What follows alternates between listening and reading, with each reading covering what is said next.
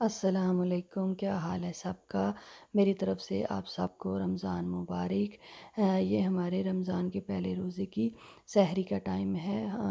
किसी ने दलिया खाया, किसी ने सैंडविच बना के खाए, किसी ने केला सिर्फ़ खा लिया। हर कोई अपनी मर्ज़ी से दिल जो भी कर रहा है वो खा रहे हैं। और ये उसी दिन की हमारी इफ्तारी के टाइम की है। ये बच्ची मेरी देखें प्रॉन्स वगैरह पे मसाला लगा रही है, दूसरी फ्राई करेगी।